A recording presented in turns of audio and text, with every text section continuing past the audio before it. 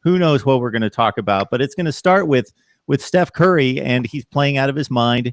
Maybe he's the best player in the world now. Maybe LeBron James has relinquished his top spot, his throne to Steph Curry, and certainly his team is ridiculously good. Yeah, the Golden State Warriors are doing pretty well. The spotlight seems to be on them whenever the NBA is mentioned, but Steph Curry obviously has a big part in that. And, I think it's really cool. The other night when they were playing the Charlotte Hornets, he interviewed his dad pregame, and they kind of mentioned, this is your night, and it was Del Curry night. And Steph kind of interviewed his dad in the sense that, hey, Dad, this is your night. This is not about me.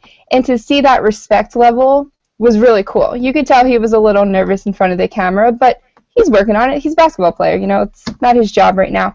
But the best part was, at the end, his dad said, this is my night. Don't spoil it. And Steph put up 40 points that night. So... maybe he spoiled his dad's night, but I think the relationship is really cool, and to see the respect that Steph Curry has it makes him just something better than an elite player.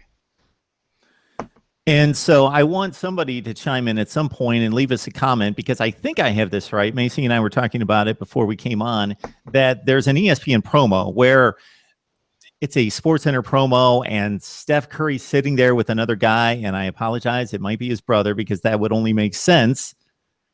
And then his dad walks in, and they kind of have to shuffle and give Dad the plush chair, even though Steph Curry's a superstar. He's still, Dad is kind of king of the house, and I thought it was a bit amusing.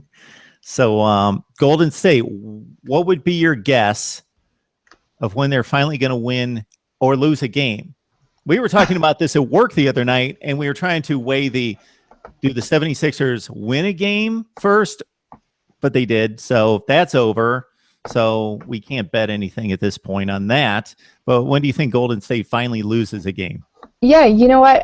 Before you mentioned the 76ers, I was actually going to say, I don't know when they play. I don't know the schedule off the top of my head, but maybe they lose to the Sixers. I don't know. Maybe it's some freak thing that happens. But honestly, I don't know who's going to stop them right now.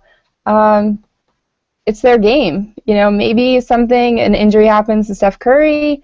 Maybe, I don't know. I don't know who's going to stop them right now. Okay, Macy, they play 82 games. Do you make predictions? Not really. Well, they're always usually wrong, so no. Okay.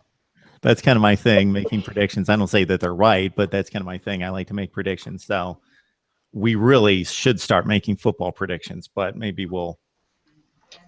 You can always start somewhere, right? Okay. 82 games in the NBA season. How many do the Warriors win? I'm going to say 60 plus. 60 plus. Yeah, I don't know an exact number off the top of my head. Okay. I really don't think you're going out there too far with 60 plus. They will win 60 plus. Yeah. Yeah. I know, but sometimes right, there's teams that are so hot, and then they go into these slumps. And, no, you're right. You're definitely right.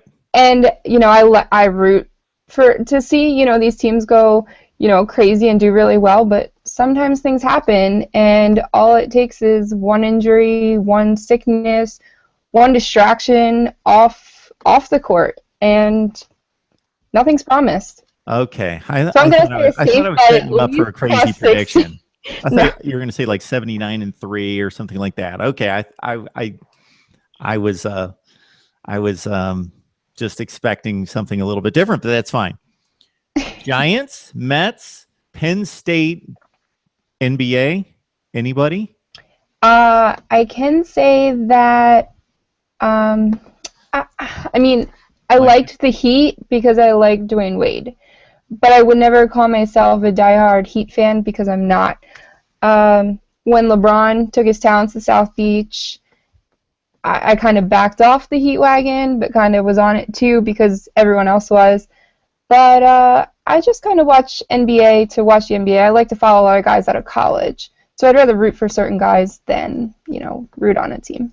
What's funny is what you're saying right there. You were not alone, because I noticed that with a lot of basketball fans, especially NBA fans. They have an NFL team, baseball team, college team. But when it comes to the NBA, it is so star driven that a lot of people just like superstar players or a particular player, and they kind of move around from team to team, and they're really not locked in, diehard, loyal, whatever fan. Yeah, I mean, I only have one basketball jersey, and it is a Wade jersey. But my favorite part of the NBA is definitely the All-Star weekend. I think that is the most fun. Blake Griffin's always got something cool. I don't know. That to me is exciting. The NBA is exciting, yes, but the All-Star weekend, by far the best.